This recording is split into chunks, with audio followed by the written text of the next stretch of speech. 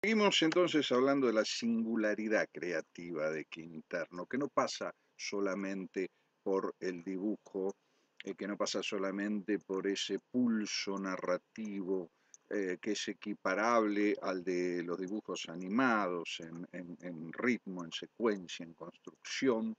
eh, sus virtudes de dibujante, por supuesto, son enormes, sino que pasa también y fundamentalmente, creo yo, por cómo construye a sus personajes, con qué obsesividad eh, va recopilando aspectos de su personalidad al punto de llenar cuadernos enteros con las características del indio que después traslada a los guionistas de sus aventuras cuando él deja de realizarlas. Y cómo además eh, eh, construye esa trama tan delicada, ese equilibrio tan interesante, esa urdimbre de vínculos, básicamente entre Patoruzú y su padrino Isidoro.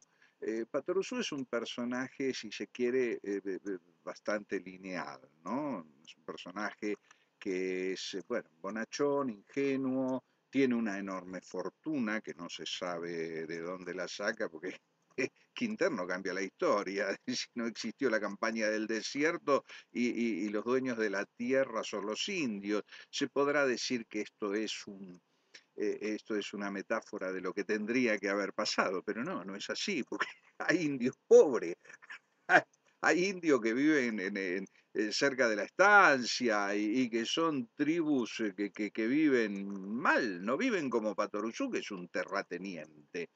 Eh, bueno, pero su inmensa fortuna la dedica al servicio del bien, de la caridad, digamos, tiene virtudes cristianas, bueno, tiene una enorme fuerza, combate el mal, pero es muy ingenuo.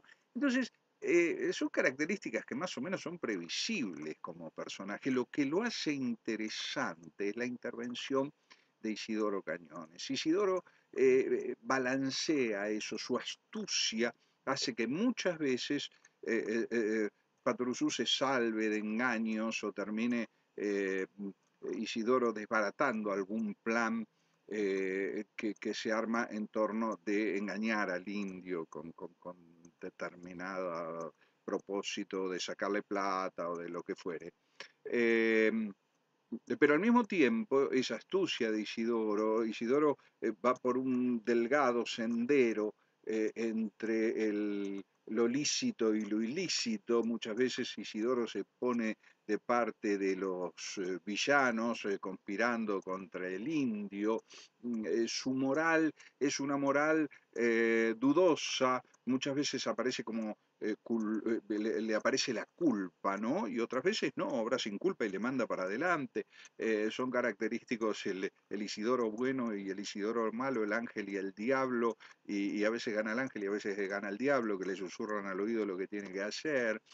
Eh, un personaje muy rico y obviamente su cobardía en contraste con el coraje del indio hace que muchas veces lo ponga en dificultades. Isidoro puede ser rehén de los villanos. Se abre una trama muy interesante de líneas narrativas a partir de esa construcción, de ese vínculo tan fuerte, ¿no? Eh, Casi que ellos dos podrían soportar solos una infinidad de aventuras, porque si bien hay villanos muy interesantes, Gastón, el francés, el chino, el hindú, que son enemigos clásicos de Patoruzú, eh, digamos que muchas veces las aventuras se soportan solamente a través de Patoruzú e Isidoro, por esta riqueza que tiene el vínculo. Quinterno, decíamos hay que mostrar revistas, quiere Sterle, quiere revistas, Sterle, bueno, acá le muestro una revista, Sterle.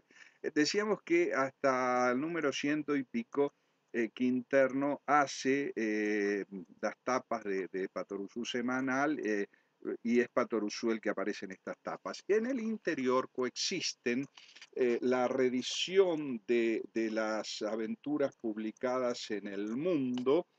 Por ejemplo, acá en el número 102 estamos viendo una de las últimas reediciones que se trata de, bajo el título de Colección Patoruzú. Acá tenemos el Gran Duque de la Mancha, originaria del mundo, reedición, y al mismo tiempo aparecen las nuevas aventuras de Patoruzú. Estas revistas hay que tratarlas con un cuidado, tienen una tendencia a quebrarse, coloreada, ¿no? Con un color prácticamente es monocromático, variantes de un rojo. Acá tenemos las nuevas aventuras de Patoruzú. Y en esta aventura en particular, Quinterno incorpora un nuevo personaje, el coronel Cañones.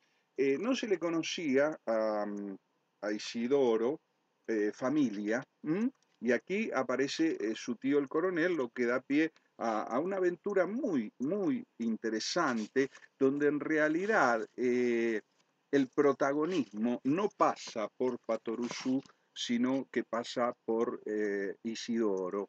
Eh, Tanto es así que muchos años después, sobre los fines de los 60, cuando Quinterno saca la revista Locuras de Isidoro, que ya hablaremos de eso, la primera aventura es una versión de este guión donde se elimina a Patoruzú. En realidad el rol que cumple la trama Patoruzú se suplanta por un camarada de armas del coronel Cañones, y queda claro que el verdadero protagonista es Isidoro. Ahora, ¿qué pasa? Con la introducción de Cañones aparecen dos rectores morales sobre Isidoro y sobreabundan. Entonces Quinterno tiene la extraordinaria idea de desdoblar, sin importarle explicar por qué, desdoblar la vida de Isidoro. Entonces, mientras Isidoro sigue sus aventuras con Patoruzú, por un lado, por otro lado, vamos a ver acá en alguna Patoruzú posterior, acá tenemos una que he escaneado varias veces porque me gusta mucho, tiene tapa de Bataglia. A ver, ¿se ve bien? No, ahí. Ya se había abandonado, decíamos, eh, las tapas en las que aparecía Patoruzú, eran tapas realizadas por Quinterno. Entonces decíamos que tiene la idea de desdoblar a Isidoro en dos vidas sin explicar demasiado, y Isidoro, con pocas páginas de diferencia, aparece viviendo aventuras autoconclusivas, eso sí, junto a su tío. Y por otro lado, sigue las aventuras normales, habituales con eh, Patoruzú. Este desdoblamiento es lo que dará, qué raro, acá está, no la tiene, vamos a ver dónde encontramos una que sí la tenga, este seguramente la tiene que tener. Estamos con una Patoruzú del 44 con tapa de Divito. ¿eh? Interesante. Después vamos a ver qué rol juega Divito dentro de la revista Patoruzú y eh, qué circunstancias rodean su salida de la editorial de Quinterno eh, para fundar Ricotipo, ¿no?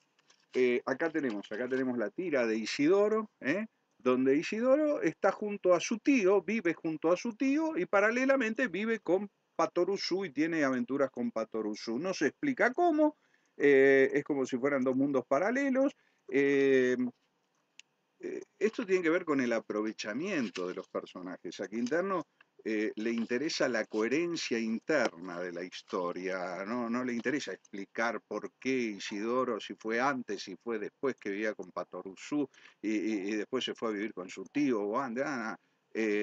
Quinterno dice, este personaje, el tío, es un rector moral en la vida de Isidoro, y Patoruzú es otro.